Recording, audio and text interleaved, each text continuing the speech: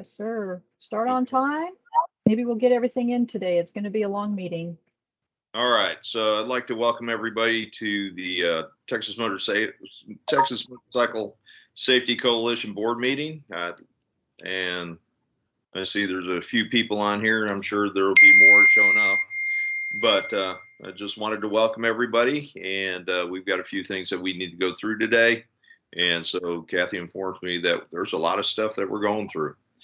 So I'm kind of excited because we have chair nomination introductions in the vote.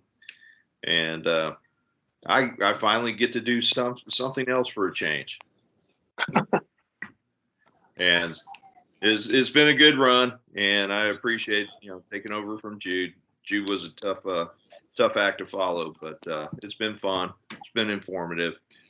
Yeah, I've really enjoyed it. So, okay, I guess Kathy or Laura, I have no idea who's taking over at this point.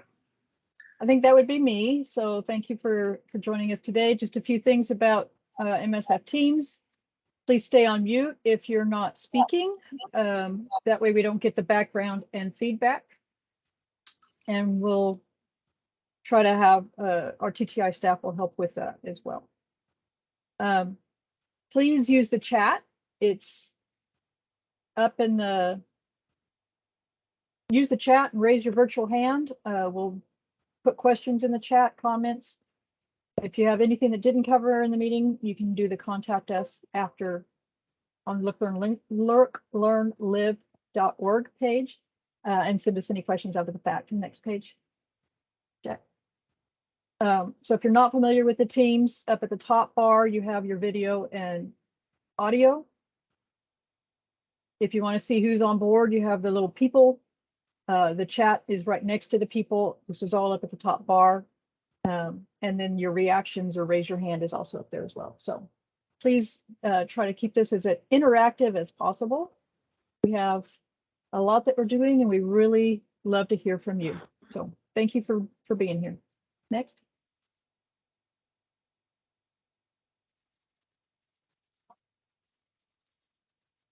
So we have with us today Cody Stewart from TTI, who's been running our License to Ride project for the last couple of years. And so he has our update form and we give him the floor. Welcome. Perfect, thank you. So can everyone see my screen, I'm assuming? Perfect. So good morning, everybody. For those of you that I haven't met yet, my name is Cody Stewart, and I'm a researcher here at the Texas A&M Transportation Institute. I'm also an instructor for Ride Smart, which is a motorcycle rider school where we provide instruction on racetracks for people that already know how to ride, usually have their license with varying degrees of skill levels. Before I had kids, I was an expert racer in the Central Motorcycle Racing Association. I'm also the staff advisor for the Texas A&M Motorcycle Club. So I wear a few different hats in the motorcycle community, but today I'm wearing my researcher hat. I also wanted to thank Mike and Kathy for having me on here to speak today at the coalition meeting about this project that we call Unlicensed to Ride, and TxDOT for providing funding for this project. So some of you may have seen me present on this project in the past, but this is an update on the latest that's been going on. Also, if you have any questions as I go along, let me know in the chat, and then I'll kind of try and keep up with all of those as we go through this. So in general, motorcyclists are way overrepresented in terms of fatalities as a percentage of the overall vehicle population. Unfortunately, this is also something I've had personal experience with, as I've lost a few friends from riding motorcycles. I have a good number of other friends stop riding because of serious motorcycle crashes. And I know everyone on this call that's a rider has experienced similar losses. So this is one of the reasons why this number means so much to me, because it's not just a number, it's people. More specifically, I have close friends that were in these numbers in the past years. The truth is, Texas has a lot of problems when it comes to motorcycle safety. A lot of them overlap each other. Impairments, helmet usage, training. These are some of the big three things that contribute to most of these numbers. So 501 motorcyclists lost their lives in 2021. This is actually up from 456 motorcyclists in 2020. So we lost another additional 50 or so riders. This represents 11% of the total, like 4,500 motor vehicle fatalities in Texas. But we can look around when we're driving and we can immediately see that motorcycles aren't 11% of the people on the roadways.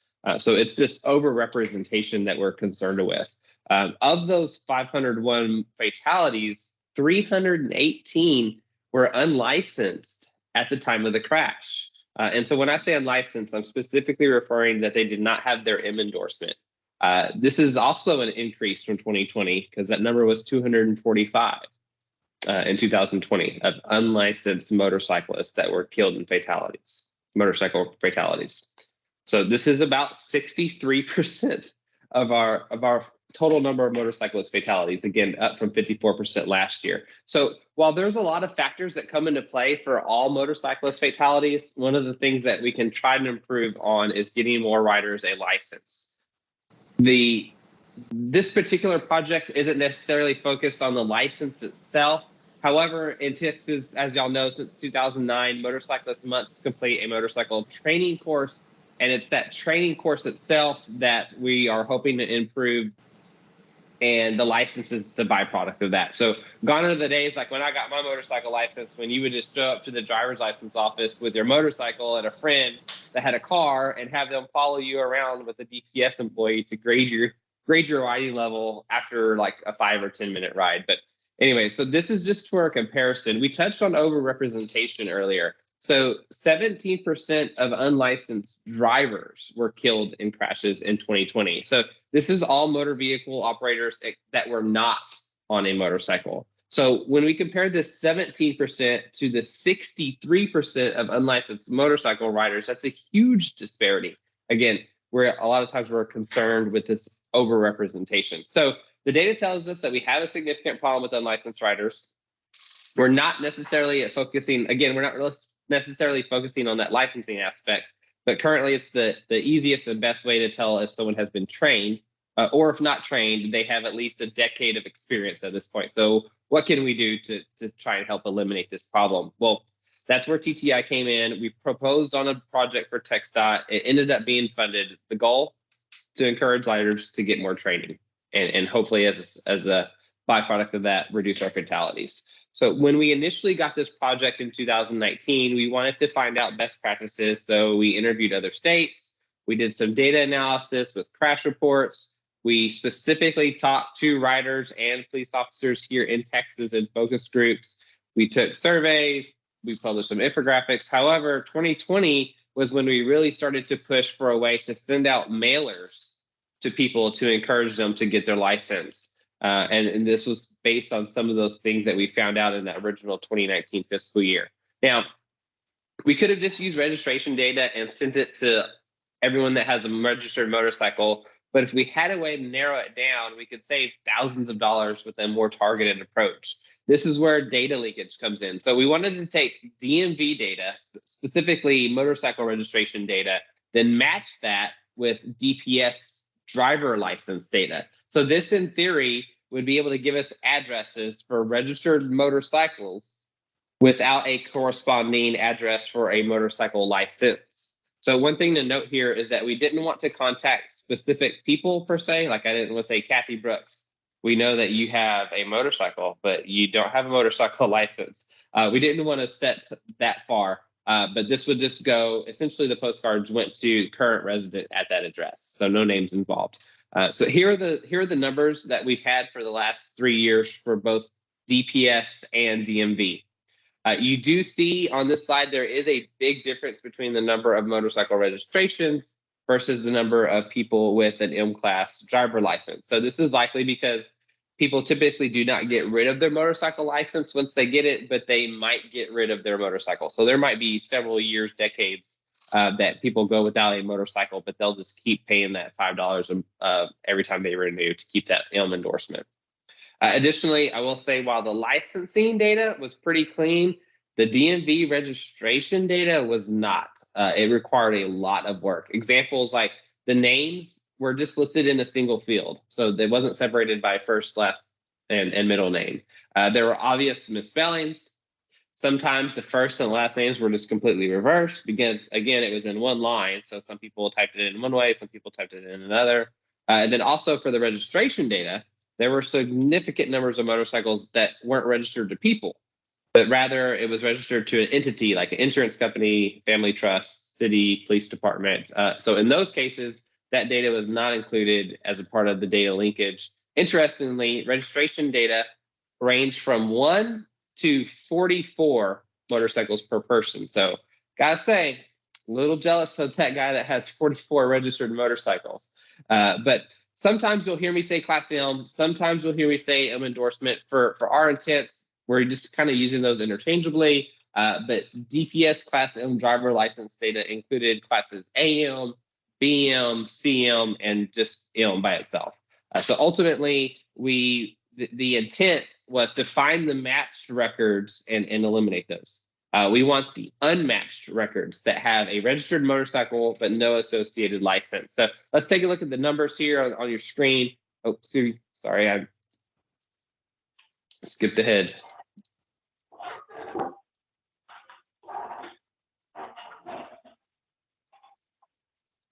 Remember, if you have questions, let me know in the chat and we'll talk about them in real time. So in 2019, for our DMVs, we started off at 339. We actually peaked in 2020, and then it went down for some reason in 2021. Purely speculation. Maybe people they got motorcycles in 2020, or maybe they had a motorcycle that they just were keeping in their garage, and due to COVID, they wanted to get out, so they registered it. And then after that, they didn't re-register it in 2021. Not quite sure what went on. And then for our DPS, again, the Class M driver license, this is all AM, BM, CM, and just M. There we had, it was steadily rising, 2019, 2020, about a couple thousand more. And then 2021, it jumped significantly. I don't know if this was tied to people moving into Texas. I don't know if this was tied to some of the courses were shut down in 2020. We're not really sure what went on here, but these are the numbers. And Kathy, I see your question, how many had the ILM only license? I can get that to you, but I had to go back through the data results to be able to get that. I don't have that handy. So I mentioned that we had to do some data cleaning. I'm not going to bore you with all the minute details, but these are some of the things done on the DPS side.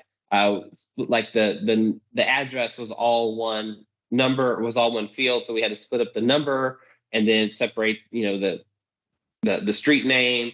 We converted all fields lowercase, removed any type of symbols like hyphens, apostrophes, etc. And then family members that had the same name and the same address. So like all your juniors and seniors, we just treated that as a duplicate and just eliminated one of those records, again, to reduce the complexity.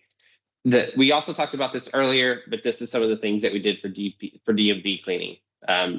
Split the names, corrected some of that stuff.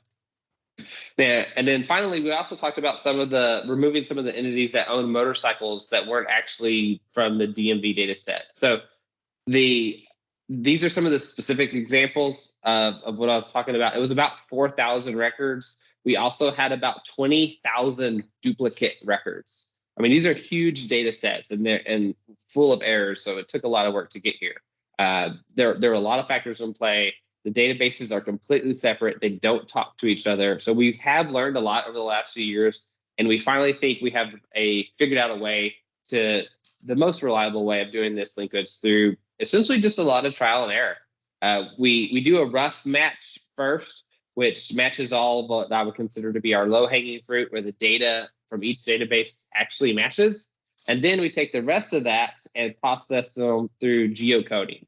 Geocoding essentially places all those remaining records into Google Maps, which helps clean up the data. So if you've ever entered an address into Google Maps and it kind of corrects some things for you, this is what it's doing for us. And then we match them by using the lats and longs generated from Google Maps and that geocoding process. So in a nutshell, it can take imperfect addresses from two separate databases and make them match.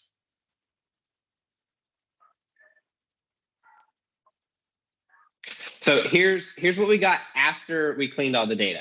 So it's hard to compare the years because it's not exactly apples to apples. The data matching process was extremely similar. especially 2020 and 2021, but it was not exact. Additionally, data was pulled at different times of the year. There was a little thing called COVID that threw a wrench into things. And so for a while, you weren't even required to register your vehicle. If y'all remember that? Because Governor Abbott released an order that said from like March 2020, and I forgot where it ended, you didn't even have to go to register your car. So all in all, 2020, there were about 29% of motorcycle registration records without matching motorcycle license records, meaning about 30% of our motorcyclists on the road essentially did not have a license.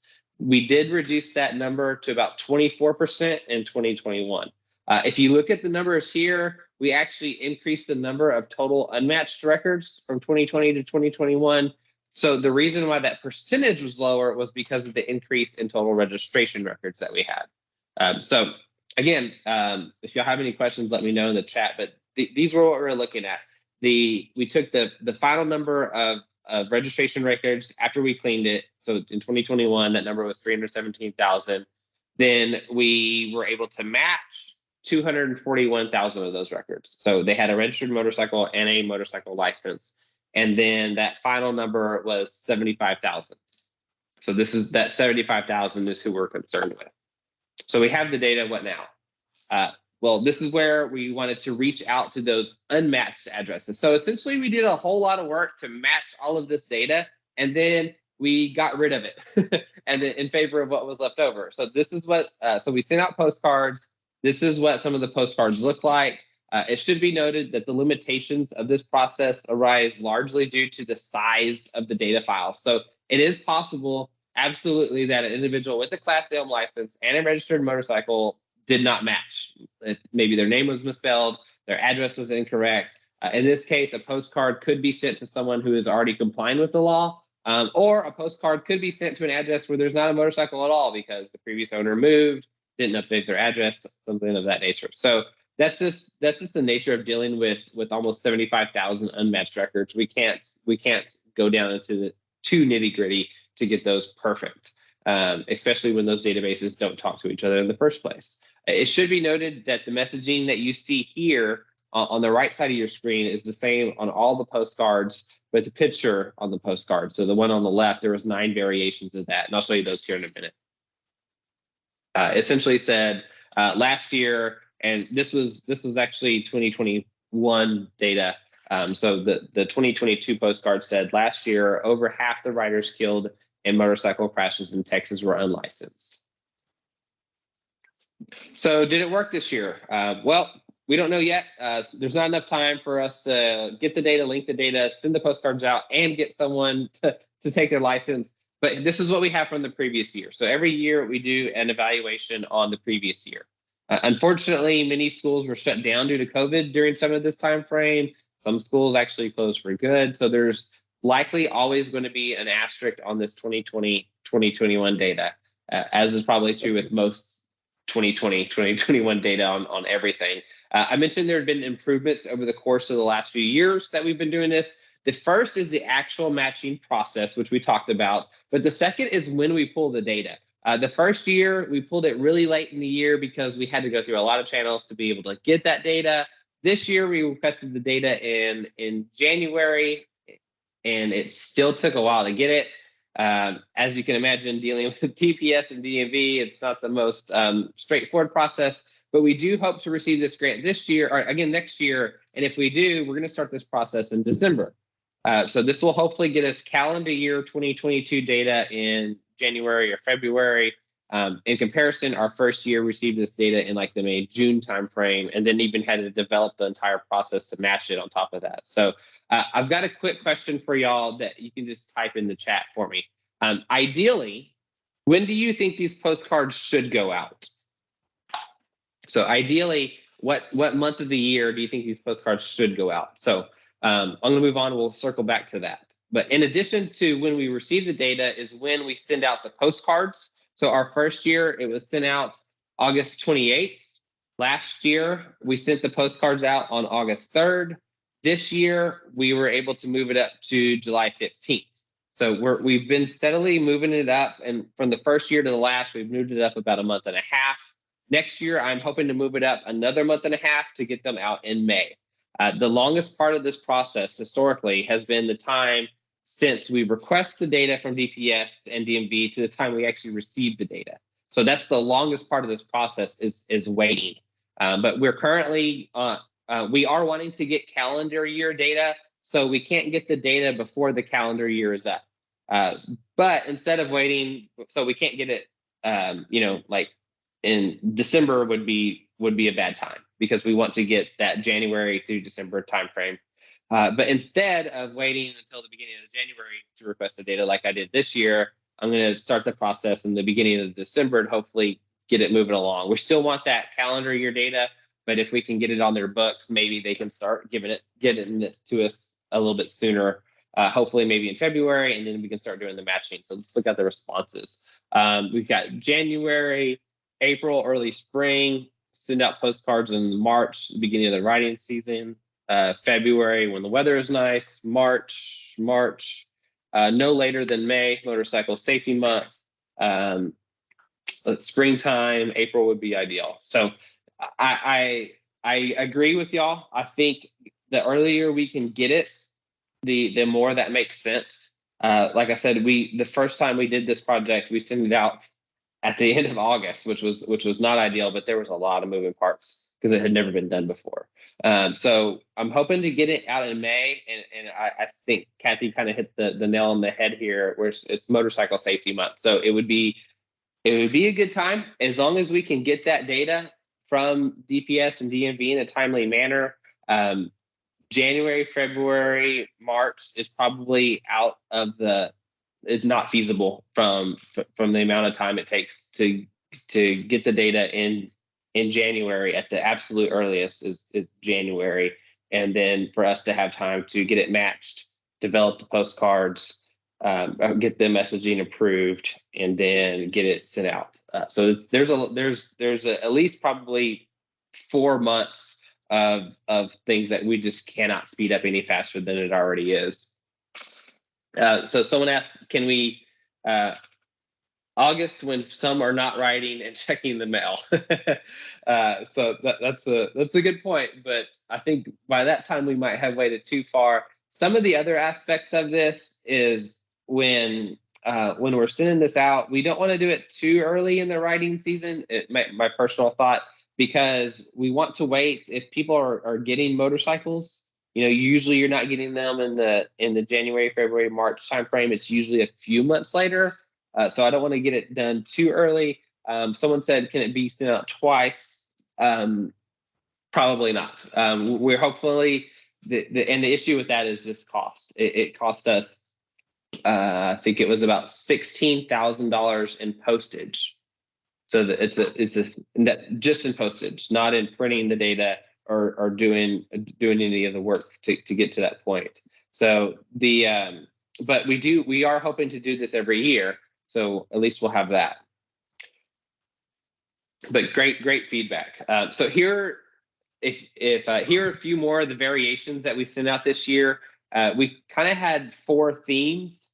So we had one that enjoy the ride, live to ride, do it for your loved ones, and adventure awaits. These were actually, if you can see me on your screen, they're actually pretty large postcards. So it's not like the smaller ones that I thought when we were originally doing this. They're pretty large, but this I think is the biggest size that we can still get postcard rates. We had also early on thought about doing letters, but letters are significantly more expensive. You have the letter itself, you have the envelope, then you have to have someone put the letter in the envelope, and then the postage on top of that is all more expensive. So that's why we decided to go with postcards. This year, so if we get this project and we're able to evaluate it next year, this year is the first year that we'll be tracking who got which postcard. So I'm hoping that this is going to give us better insight on which postcards that we send out are the most successful. And if certain postcards are more successful in like certain demographics. So let's say types of bikes, like maybe sport bike riders prefer the adventure awaits, and then cruiser or standard styles enjoy more of the are more susceptible to the enjoy the ride type messaging, and then we can kind of pick this out a little bit better. That's what I'm hoping. We're just trying to make it more efficient so it works as good as possible. But a quick shout out to my project team listed here. They, as well as our awesome partners at TxDOT, Mona Lisa, and y'all, the Motorcycle Safety Coalition. Y'all have helped us a lot throughout this project and kind of guided us through this effort.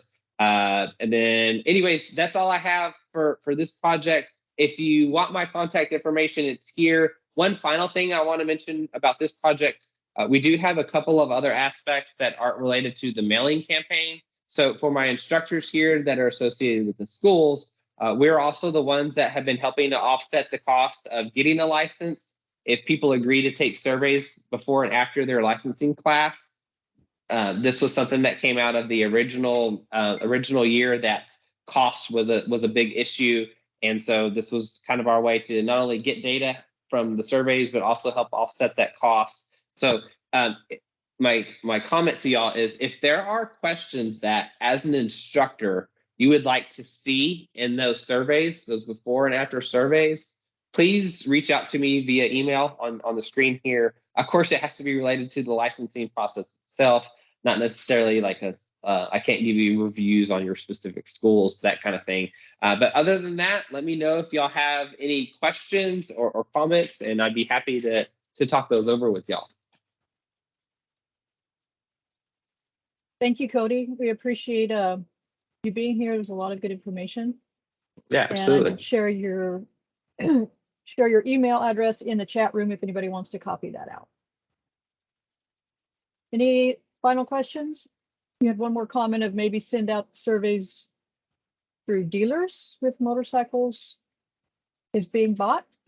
Yeah, we've thought about that, but the reason why we're doing it this way is because it's a lot easier to get the data to be able to mail those out, because I can get all the data from one person.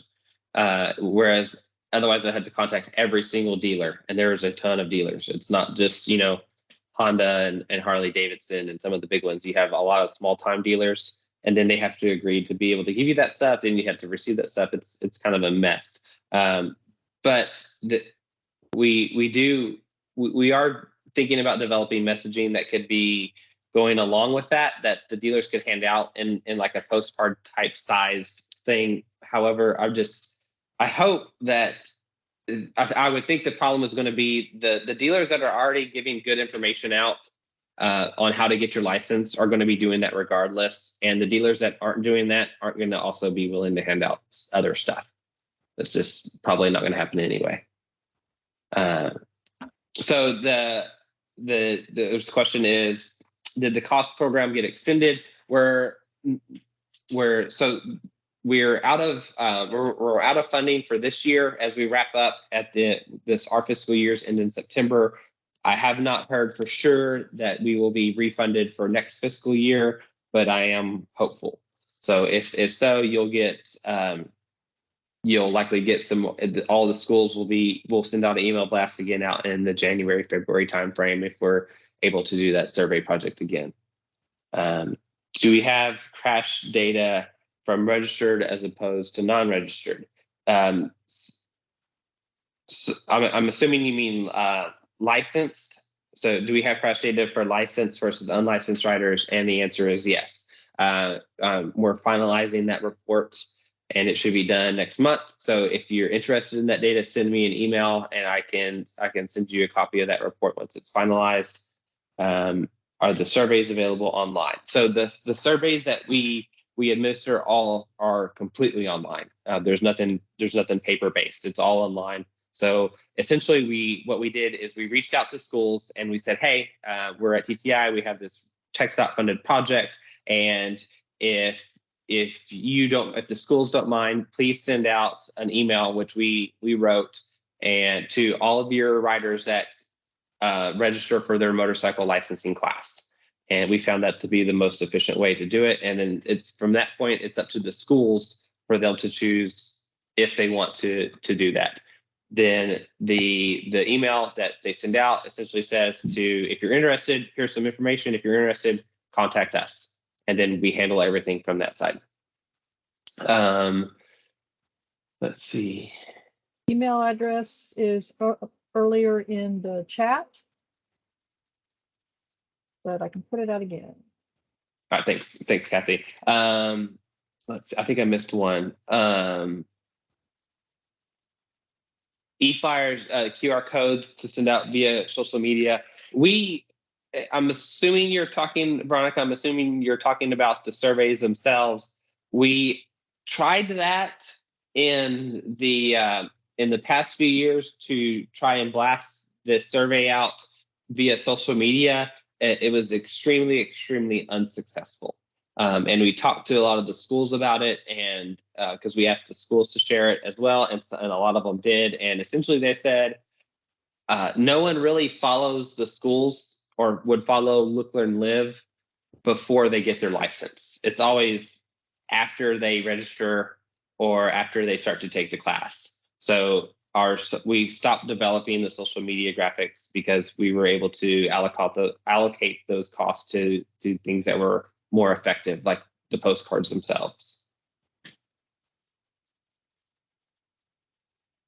Thank you. Any other questions for Cody? One more came up.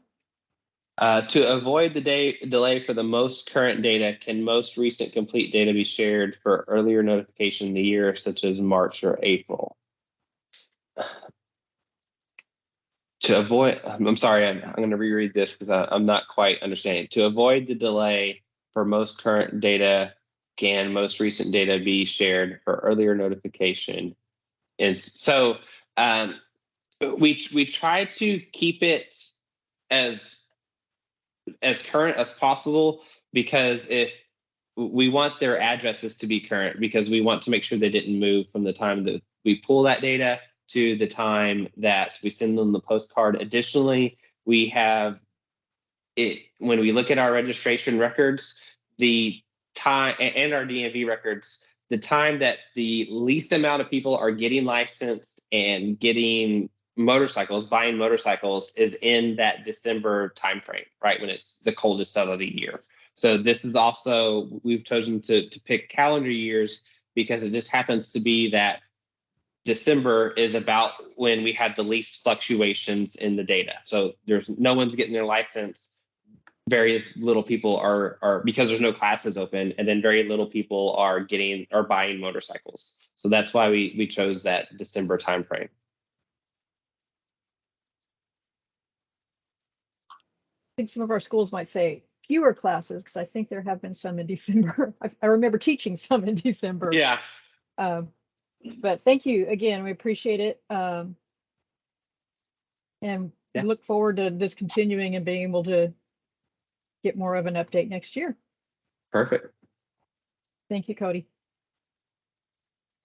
Moving on, we have a quick review. As Cody mentioned, our TxDOT fiscal years end in September. So we are kind of coming to the end of our grant year and the work that's been done through that grant for motorcycle safety.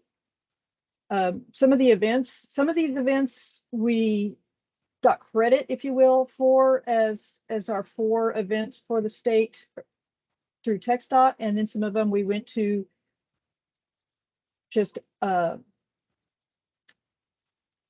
the Center of Transportation Safety, but we were doing it through the Look, Learn, Live.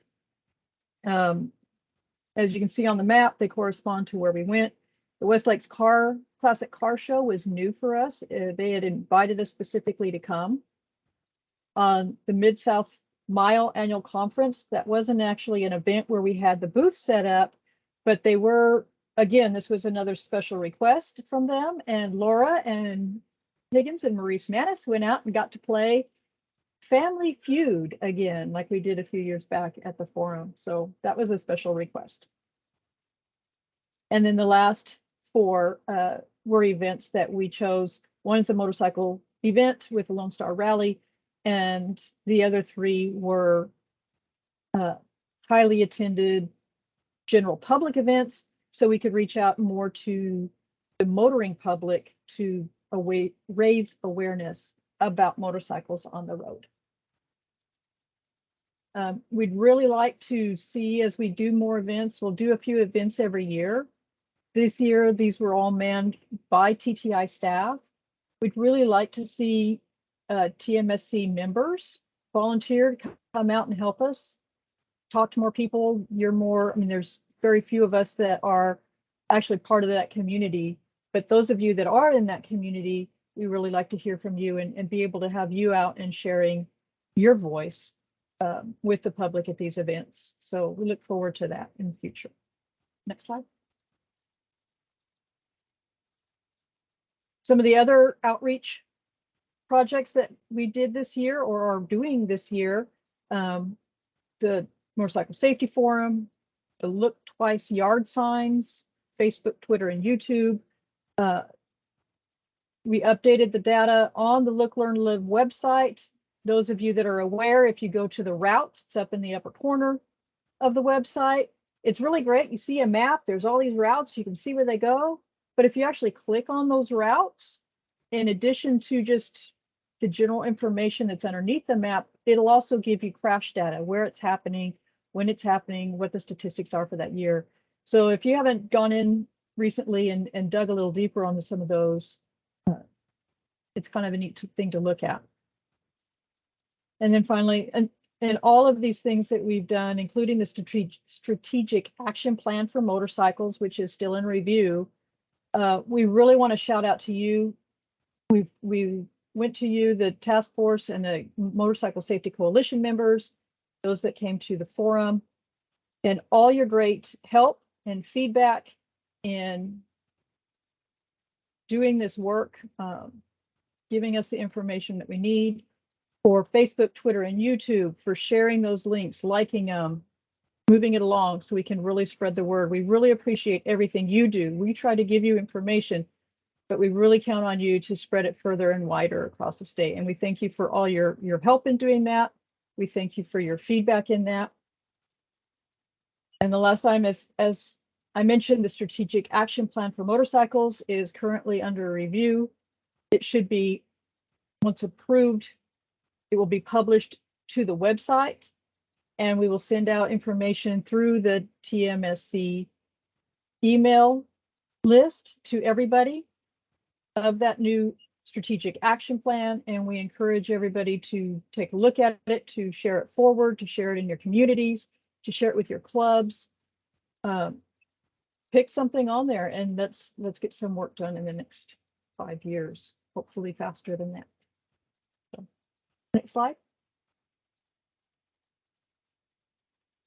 For those of you that attended the forum, Eva Chip from TTI shared some of the trends that were happening in motorcycle crash data, and we had a request for a little bit more of that. So this is the more current, this is the finalized data, or should be the finalized data from TxDOT's CRIS database as of July 11th.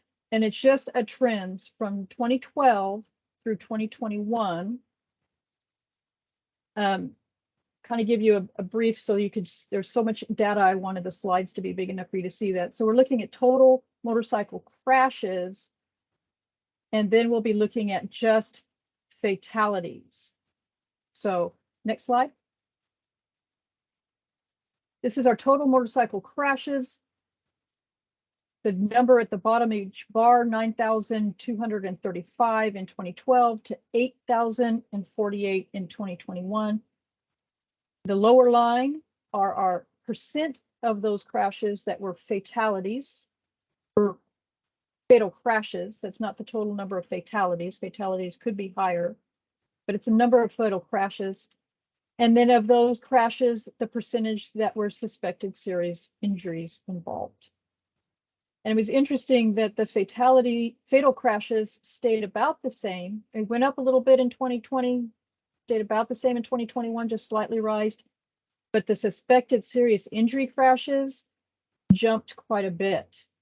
That was kind of interesting as I was going through and putting this together. Next slide. This is impaired crashes. Motorcyclist was impaired, and the fatalities that resulted from that crash. From stayed pretty steady from 2012 to 2015, dipped a little bit, jumped way back up in 17. We're making progress in 18 and 19. And surprisingly, it went down in 2020, 2021. So that could be a good thing. Maybe some of our impairment messages are helping. Next slide.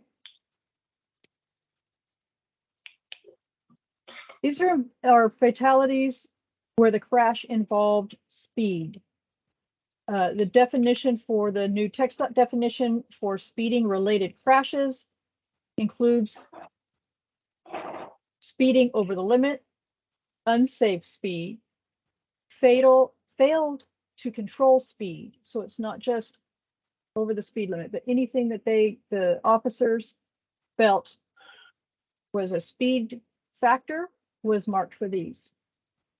The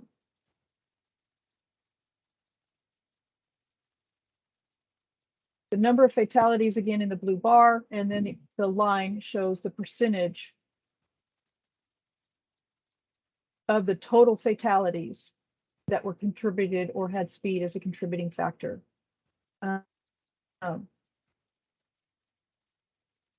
interesting trends as they come along. Next slide.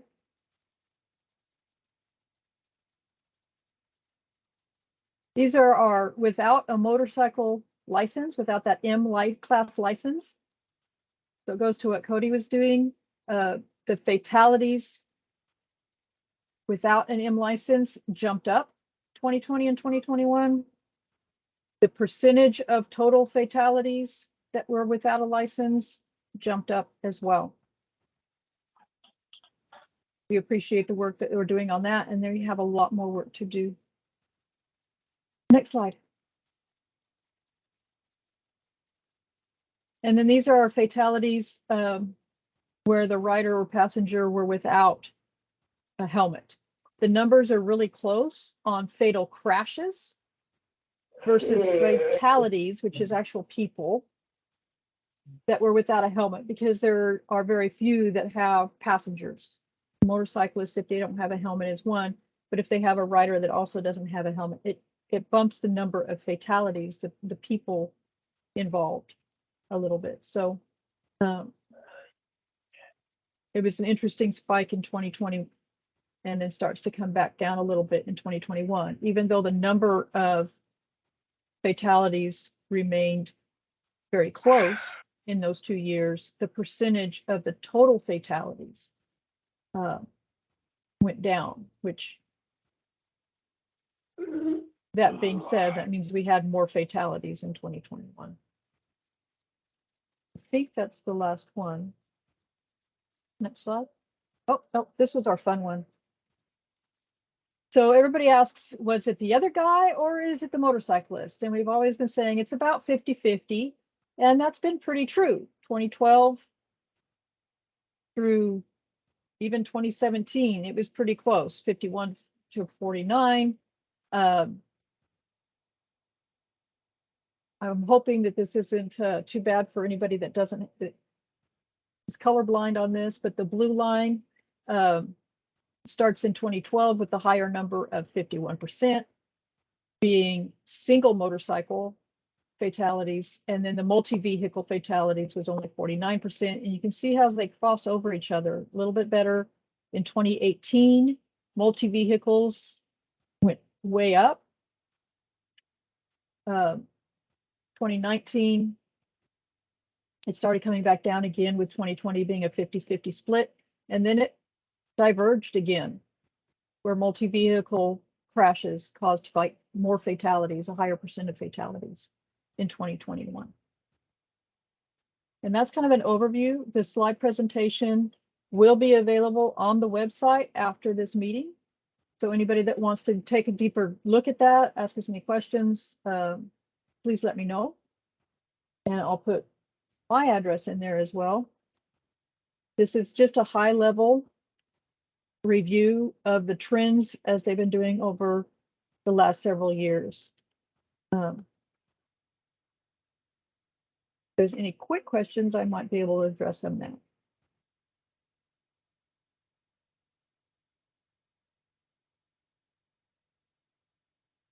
Nope. Next slide.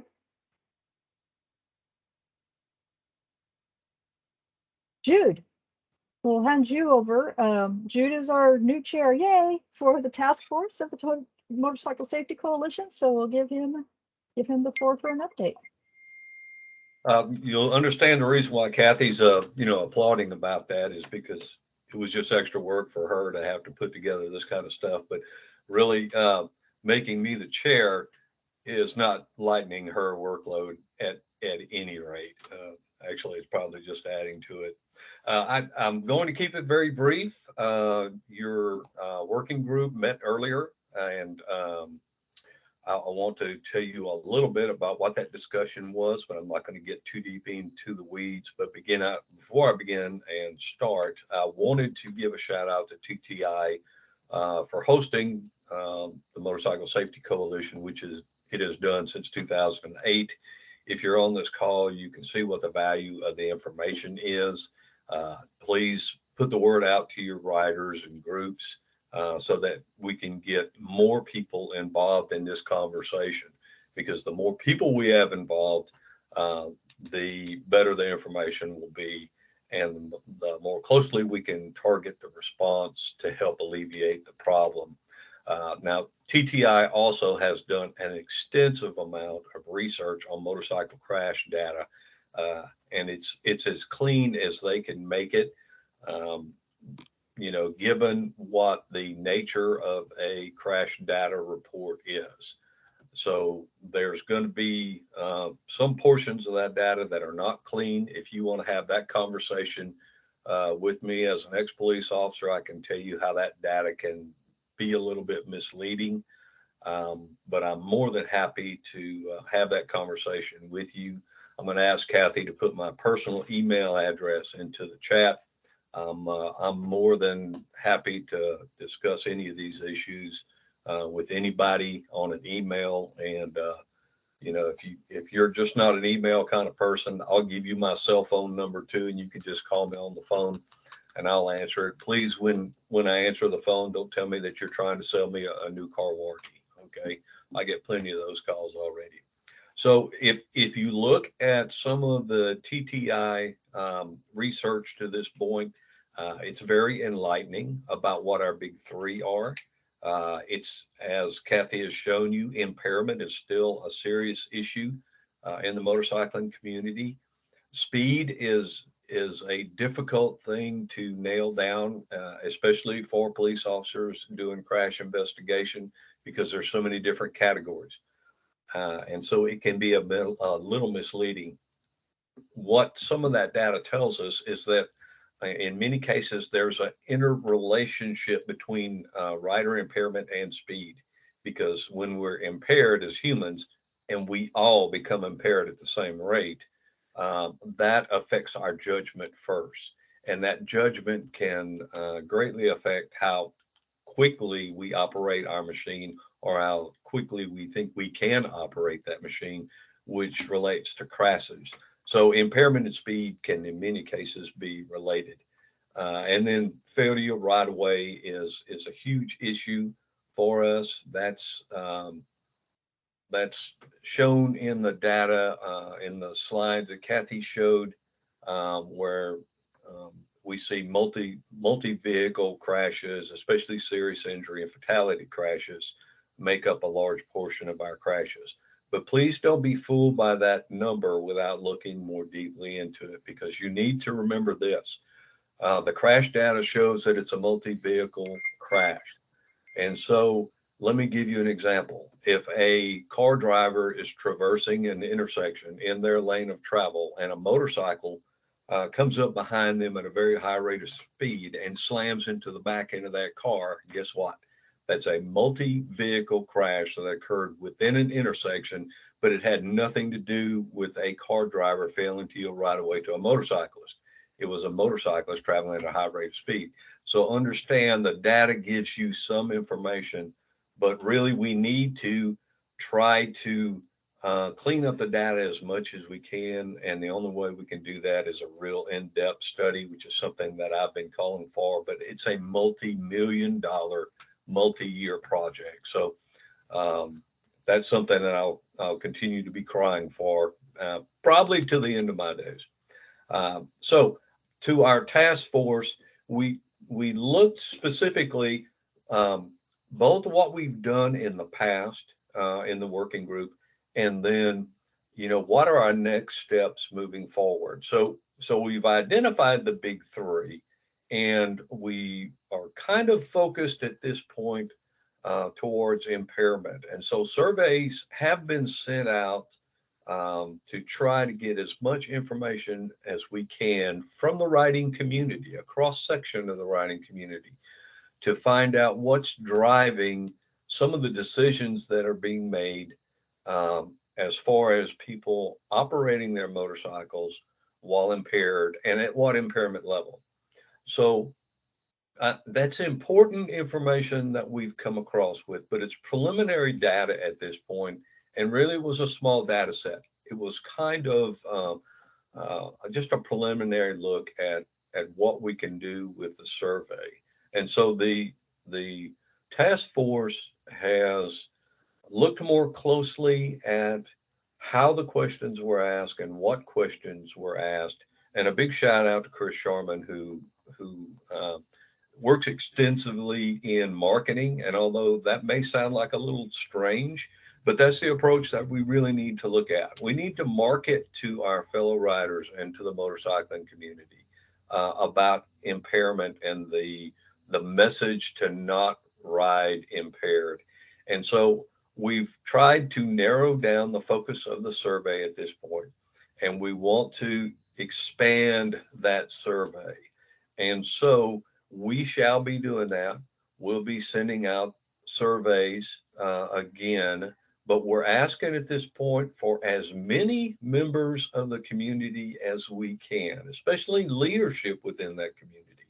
So if you're head of a riding group or an independent group, or you are the kind of individual that puts together a lot of bike night events or motorcycle events, or if you have inroads to dealerships, especially, let's make those inroads, and let's get as many riders as we possibly can to honestly answer these surveys, so that we can target ways that we can get the community to look more realistically at this cultural issue that we have. And so we can hopefully impact this impairment and related speed issue.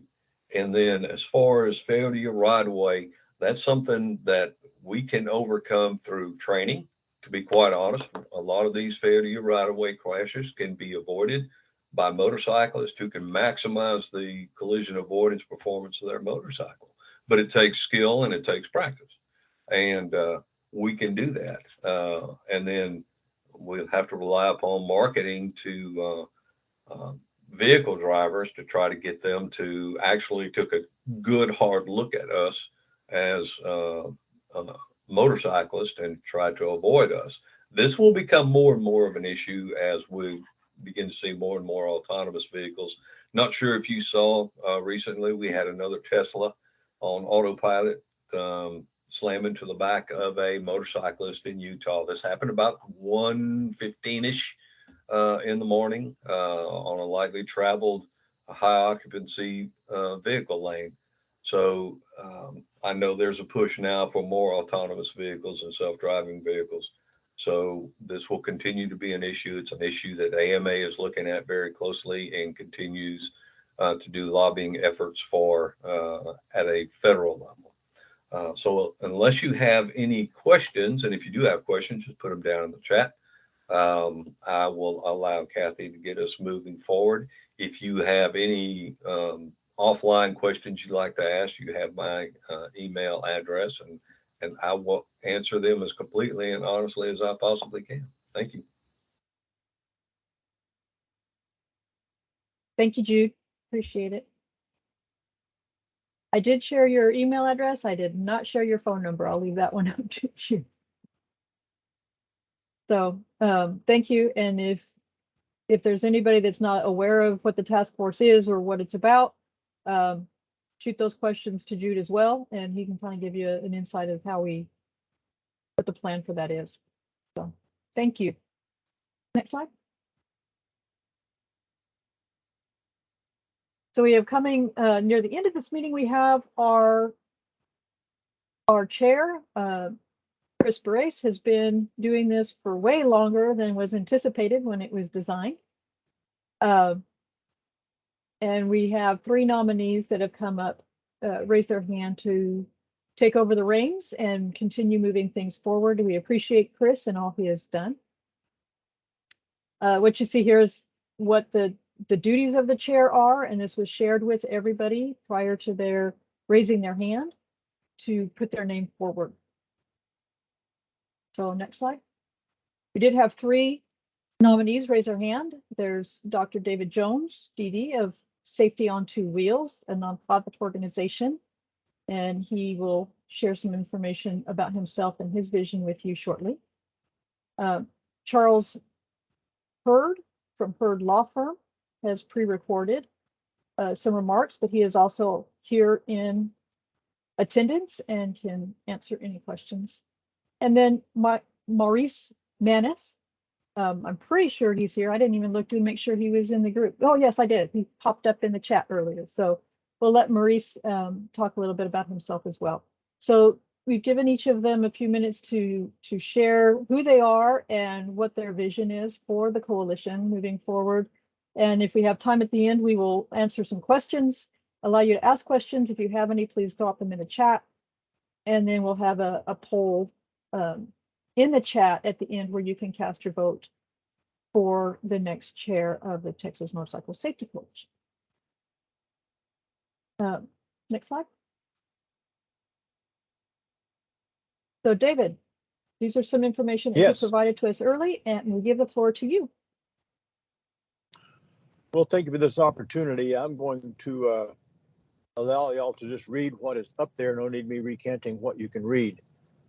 I couldn't have asked for a better parlay into what I want to talk about than to follow what Jude was saying about the issues that we are dealing with, impairment, speed, and the way he identified the issues with crashes.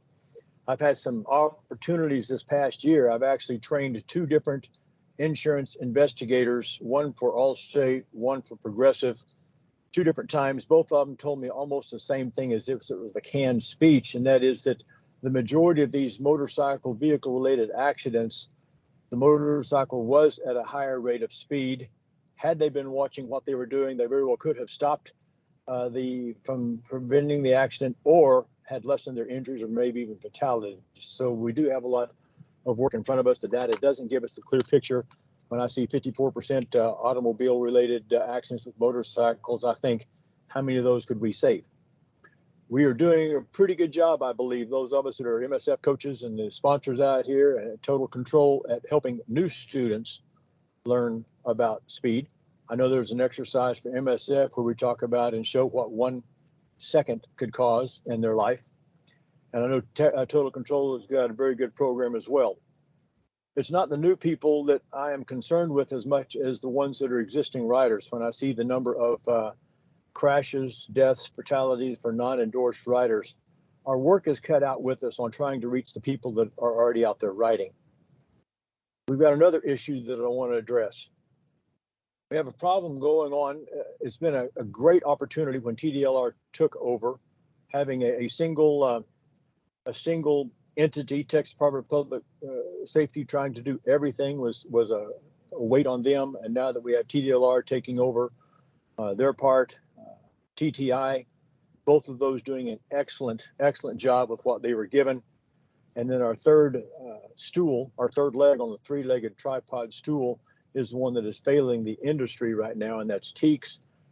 Our problem is that they have the ability to lobby. TDLR cannot lobby, TTNI cannot lobby. The lobby needs to come from grassroots. And so what I want to do is I want to do as much as we can, and using my experience in project management and reaching out with people, both social media and through connections through dealerships. We've got people like myself all over the state we need to grow active members in our organization. TMSC needs to grow. We've got to be able to reach out to political people. If we cannot become a voice to help make some changes, not just laws on the road, but get back to how we were able to have training facilities open up rider coach preps at various spots throughout the state of Texas instead of just coming to Texas A&M, we will never catch up. As was mentioned by 3 different people, one of them being the chairperson for TDLR. At the rate we're going, we're only able to maximize 48 new rider coaches a year. That is if everyone shows up and everyone passes. And at the rate we are losing rider coaches, 5 years from now, we're going to have a bigger quagmire. So we got to get back to how we can do our training so that facilities like myself or any of them that Chris Lipton would be glad to open up for. I know Keith over here in Houston would do the same thing. I'm sure if we offered that or had that opportunity, we could. There is a way that's set forth by TEACS for this to happen. But I know of several locations who have tried to follow this and they're not getting any response back. We cannot make this change unless we have political support behind us. So part of what I want to do is help us grow statewide so that we can all collectively start finding out who is the best representative, who's on the transportation committee, and get them involved. Finally, part of our growth, in my opinion, needs to come from not only just grassroots, but I really believe that we need to do as much as we can to get more members of COC involved. I know that they represent a portion of the 1%ers out there. There's a lot of other motorcycle clubs that want to align with that. Many of those are going to be the ones who are not licensed. And I've heard multiple people in my past few years of being a rider coach tell me that they already know how to ride. And when they come to class, the very first thing they said is, wow, I didn't know some of these things you showed us, but the mental aspect of what to look for was never explained. So my goal is to try to do what we can to connect up with many members that are already active to grow people in your area so that we have this meeting full, so that when we have our annual meeting, we don't have enough space. We've got to grow our membership, and that is what I'm wanting to do and put my emphasis on as we go forward.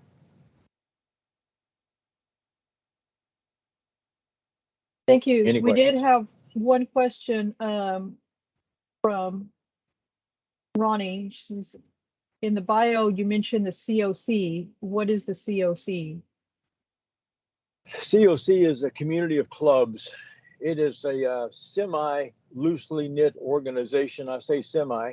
They don't really have much political say-so, but it is basically run by the Banditos, and they give patch approval in a nutshell. I mean, it's bigger than this, but they give patch approval to new clubs who want to come up, making sure they follow specific criteria, basically so they're not stepping on their own toes. It's actually set up so they can protect themselves. And getting involved with that is kind of a touchy situation because we don't want to look like we're getting involved and putting a stamp of approval on their outlaw attitude. But there's a lot of clubs out there, law enforcement clubs as well, that are part of COC. Right off the bat, the Blue Knights running out of Houston, Texas, they're a part of the COC. And so we need to get those involved because here's the other part. They have political clout. They are actually making some inroads and have done their own lobbying with the state legislature. They're probably one of the biggest groups that's keeping the helmet law from being enforced to where it's at. And so we've got to get those guys involved enough to understand just what's going on. And that's what COC is about. Because she's actually with the TCOC and I group. And we're just trying to see if that is the same group. I don't know if it is. I don't think so. United Okay. Clubs of Texas now approves club patches. Yeah, that's just another entity. If you remember, just to jog the memories for those who may not know, if you remember the wonderful debacle, not the David Koresh debacle from many years back, but the one where they were having a meeting of motorcycles and the police surrounded them and gunfire went up, and then all of a sudden it just got shut up. No one knew anything about it. That meeting was actually a scheduled COC meeting, and they have those 2 to 3 times a year. They don't have it in Waco anymore, obviously, and I'm not sure where they have them, but I do know that we need to try to get involved with them. And like I said, tactfully. I'm not saying go in and just say be a part of our group, but let's start finding members of that organization to be members of us. And there's people who care about safety in that group. Let me tell you how safe they are. Those of you that may not know, 2 years ago, you may have started noticing, or you didn't care less. But 2 years ago, every member of the Banditos started wearing full face helmets, and they all started coming in and getting a license, their motorcycle license. I've trained 4 of them. And they told me that it came down from an edict by the president. 2 reasons. 1, trying to make themselves look legal, but 2, his 14-year-old nephew, he put him on his own Harley, trying to teach him how to ride. And 2 blocks later, he crashed and hit his brain, and now he's brain dead. And so now they're wearing helmets all of a sudden. That type of influence is what we need on the rest of the community, because a large portion of the motorcycle riders, I believe, who are not licensed are in that community. Thank you. So probably not the Texas Council of Clubs and Independents. No. Okay. Thank you for that clarification. And we appreciate any other questions.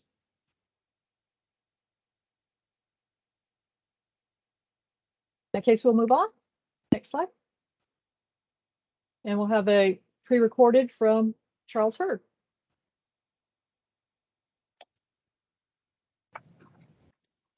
Good morning, or should I say howdy. My name is Charles Hurd. I'm a lawyer in Northwest Houston. I've been practicing for almost 40 years, started in 1985. I am interested in running for the chair of the Texas Motorcycle Safety Coalition, and I put together a little PowerPoint to walk us through this. I have practiced personal injury law for the first 15 or 20 years on the defense side, and for the last 20 years or so on the plaintiff side, representing injured seafarers and victims of motorcycle crashes, truck crashes, car wrecks, premises liability, that sort of thing. That's who I am. I'm interested in working as a potential chair of the Texas Motorcycle Safety Coalition, interested in working closely with Texas A&M Transportation Institute, love what they're doing, and want to make partners across the state. My vision priorities are 4. Number 1, awareness. Number 2, education. 3, training, and 4, fellowship. I'll talk about those quickly. Awareness deals with greater awareness of riders, 2- and 3-wheelers, particularly greater awareness of cars and trucks and 18-wheelers. And I have an example here about risks and the dreaded left-hand turn. Awareness includes visibility, conspicuity, which is a great legal term that's been dropped on you all. Training for 4-wheel drivers, colors, comparison colors. I got involved in this project years and years ago when a close friend of mine on a motorcycle doing everything he was supposed to be doing on a broad sweeping turn came in contact with a car who was on the wrong side of the road and hit him square in the face. Fortunately, he survived but was injured. And more recently, I represented a client who was doing everything right and was hit by a 4-wheeler who pulled out in front of him on the dreaded left-hand turn. And he was profoundly injured, but was able to help him. Hand signals are part of education. And then item 2 is education to the 2- and 3-wheeler driver motorcycle community, and to the 4-wheelers, and that's primarily look for twice for motorcycles, the awareness program, and 18-wheelers and commercial motor vehicle drivers. Clothing, what to wear, what not to wear, formal training. As you know, it's disturbing that too many motorcyclists do not have a motorcycle endorsement and no formal training, and we need to figure out a way, I think, to improve that. I'm also interested in refresher courses and the timing and scheduling of those. That includes formal education and informal education, injuries, particularly traumatic brain injuries, which I have had to learn too much about. The 1981 HURT report is a bit outdated, but it's still out of date now, but it still shows how serious the crash statistics are. And I think we all need to work hard to train riders to not become one of the statistics. You probably know that distracted driving has now surpassed drunk driving as the #1 danger on the roads. Every four-wheel operator, if they're honest, will probably admit to looking at their phones while they're driving, and that's really a national problem. Training, I'm a big fan of formal and informal training. My son and I recently did the accident scene management training program, which I thought was great, and we need to spread the word on that. I'd even like to discuss continuing training every 4 years for motor cycle operations and improving club activities, including safety competitions between clubs, mentoring formal and informal motorcycle instruction training courses. I have some ideas about bringing in some people to help with the awareness campaign. These are just some slides about first aid for motorcyclists and what we can all try to do to try to help each rider. Item number 4 is fellowship, and I hope that will be club focused, but not uniquely among various women riders in the Houston area in particular, but also statewide, all the groups, all the clubs. I'd love to see some friendly competition and safety competition between various clubs. I'd love to get the Road Guardians story out better. And continuing events. So I guess the real question is, where do you fit in? Where do I fit in? Where do we all fit in to work together better to help us all improve? And that's what I'm interested in doing as the potential chair for the Texas Motorcycle Safety Coalition. Thanks. Thank you, Charles. Did anybody have any questions for Charles?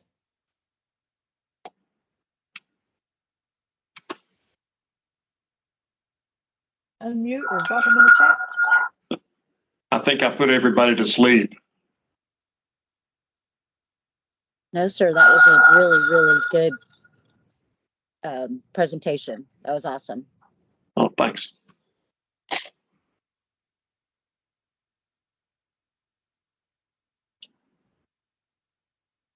Was not asleep, just very, very thorough. So thank you.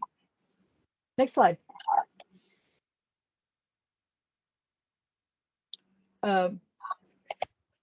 I can't tell you what's on the slide for Maurice because Maurice can do it that much better than I can. So the motorcyclist, Maurice, we give the floor to you. Hey, can you hear me this morning? Okay, great. Hopefully most of you all have seen me here. Been doing this for a while. It's one of my passions, just like the other two great guys. And win, lose, or draw, I'm not worried about it. I think we're moving in the right direction, doing a lot of good things. You know, one of my focus areas is the accident side of things and looking at where the problem areas are. Jude wrapped up a lot of that. He's been doing this a long time as well, hitting on, alcohol, helmets, and then motorcyclist behavior. I mean, we're doing some of this to ourselves, and I think that's a big thing we need to look at, which can be improved with our training and skill level. Also, Cody's licensing program, I think that's a big deal as well. Need to get people licensed, and we have issues with that have been brought up with David pointed out, we're not training new instructors at the rate we need to. We don't have the program to the level it needs to be. And so these are all challenges we're facing. Regardless, I'm going to be here helping out however I can. And I won't bore you with any others things. If you have questions, I'm here to answer, and wish everyone the best.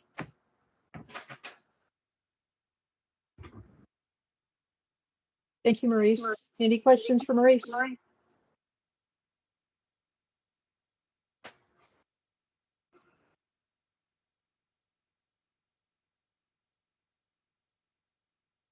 right, next slide.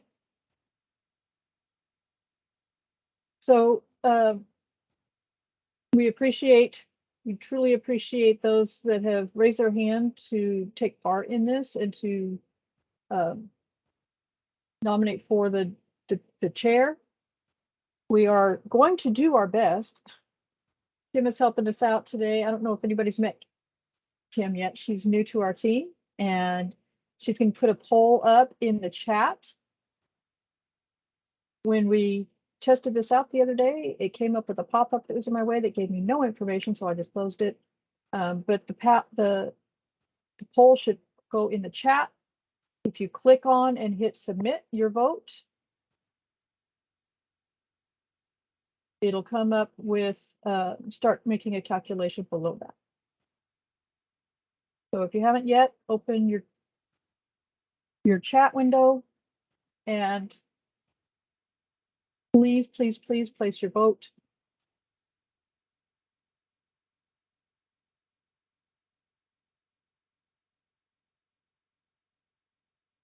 We have almost 30 people here today, so we'll hope that we get. Kathy, I see vote for something, option 1, option 2. If you open up your chat window, so at the top of your screen, hit the chat. Open up your chat window. In the meeting chat, the bottom should be a live poll. Cast your vote. The submit vote underneath it, and then below that is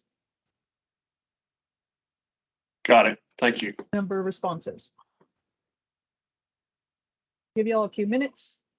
Hopefully not too many minutes.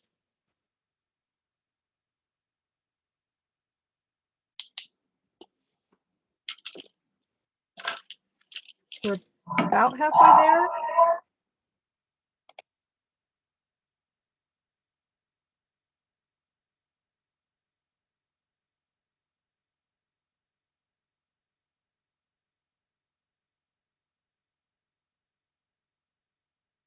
Got 10 people that show they're in attendance, but we haven't seen a vote yet.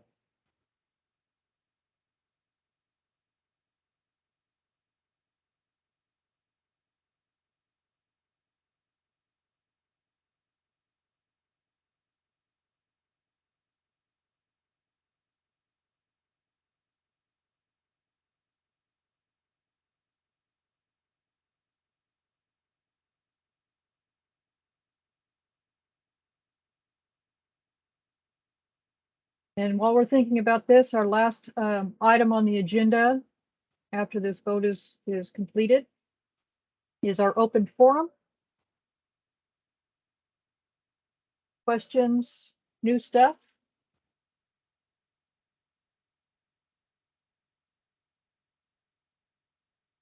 Someone said would it count you twice? No, your vote only counts once. If you want to change it, you can, but when you go back, your final vote is what's going to be counted.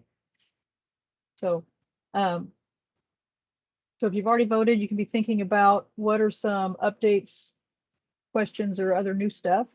What would you like to see going forward? Maybe for our next meeting, after the new fiscal year. We don't know exactly when that's going to be yet. We would like to have one of the primary focuses of that meeting be a review of that strategic action plan for motorcycles that we'll be sending out at the end of next month. So give you some time to look through it, go over it, and then maybe we can brainstorm and come up with some ideas that we can focus on in the next year from that strategic action plan, and that one will go forward. So Laura, you had your hand raised.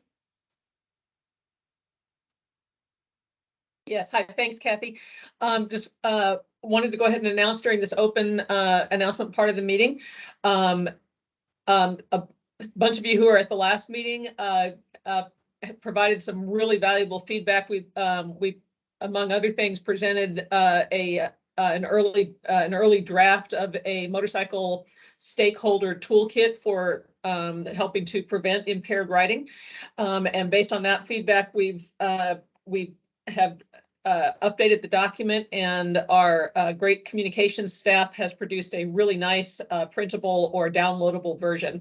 So hopefully by the time we send the meeting, the minutes out for this meeting, we'll have a link for you all to be able to access that toolkit, and also some of the other materials that we have produced this year. We got a couple of really good videos and some other things that I'm hoping will be available very, very shortly. So we'll be sending out that notification. I'm really looking forward to your video being put out public so I can share that link. It was awesome having the opportunity to review it beforehand. So thank you. Anybody else with anything new? Questions, comments? Someone sharing olive tree. I think that's Charles.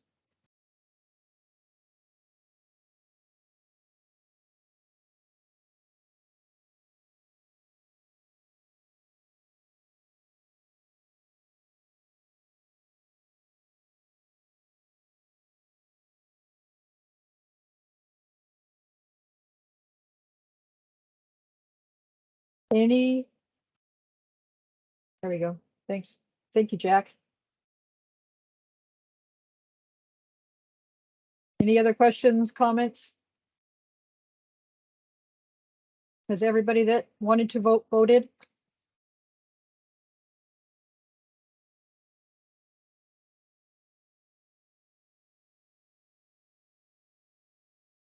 Taking silence and nothing happening in chat, that's a yes. Which is a really, really close race. So it sounds like Maurice is the one that's come out on top on that one. So if there's no objection, I think we are passing the gavel, as it will, to Maurice.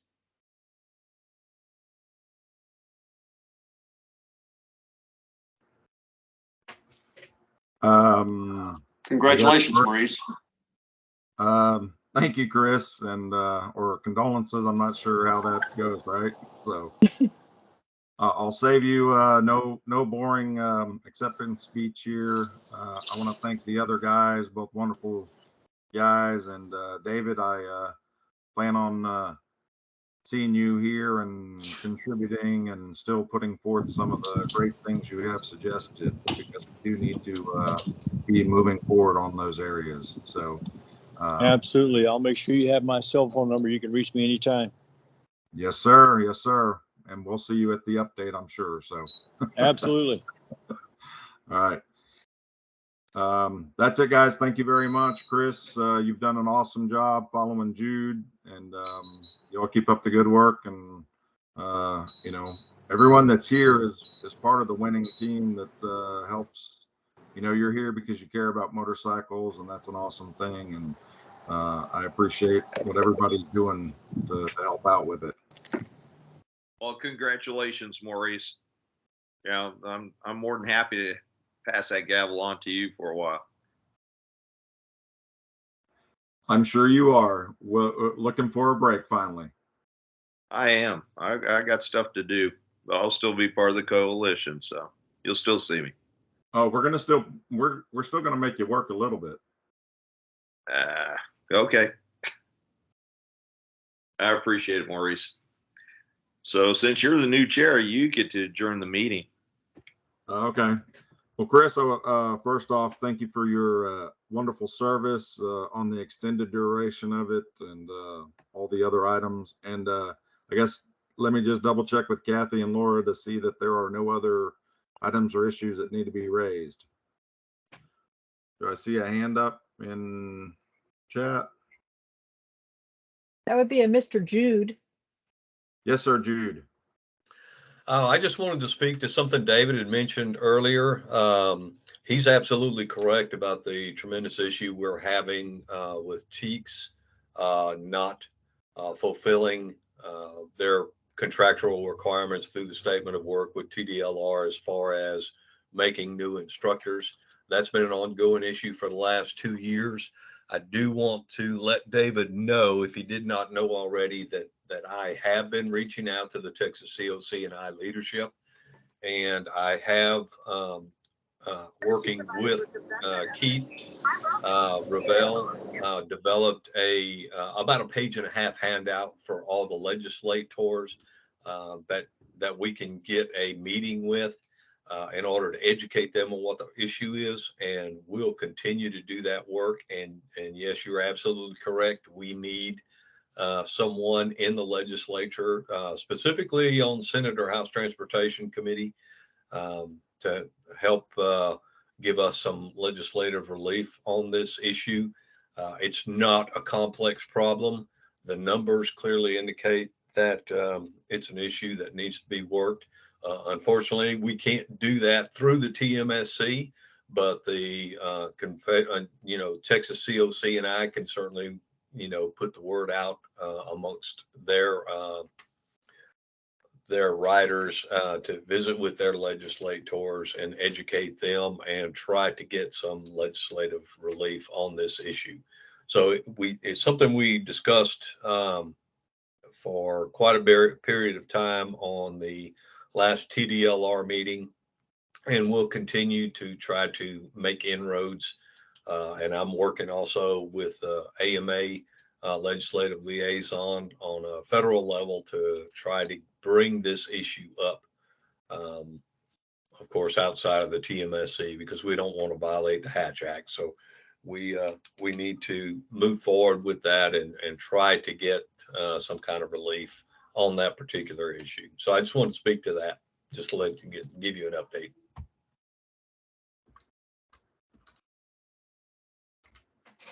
Thank you, Jude. And you brought up a really good thing is the coalition itself as a body cannot do this lobbying work. All we can do is provide information and for it to go back to the grassroots and for the work to be done outside of the coalition as a body. Yes, thank you, Jude. And Kathy and Laura, no other further items? Then Chris? There was one other comment made, some definitely more topics that Mr. Hurd mentioned. He had some excellent ideas, and then lots of congratulations and keep the work going. Thank you. Yes. Well, it's all, we're all on this thing together. We need to keep working together and pulling, and there are some great suggestions and areas we need to focus on to keep move forward in the right direction and try to make motorcycling better than it has been and keep us moving forward in the right direction. So Chris, you sure you don't want to end the last one, your final parting act? Okay, I can do that. I see you there. Okay, so this last call out. Does anybody have any other topics that they would like to bring up at this time? And I don't see any hands. There's one hand. Where'd that hand come from? I think it might be a lingering hand from Jude. We did have one, oh, never mind. I was gonna say we had one comment asking about Maurice's contact info, which he just put in the chat. So I think that's it. And if you want to add that to the end of the deal, Kathy, or wrap up email or whatever you do, yep. That's fine. Go ahead and toss in his personal phone number too. That he likes to be contacted personally. On my home phone number. Yeah, I have a landline. Okay, folks, if there's no other business to be had, go ahead and adjourn the meeting. Anybody second it? Okay. Second. Awesome. I guess this meeting is adjourned. I appreciate everybody's attendance. Somebody else have their hand up? Sal did. Oh, it's Cody Stewart did. No, Sal did.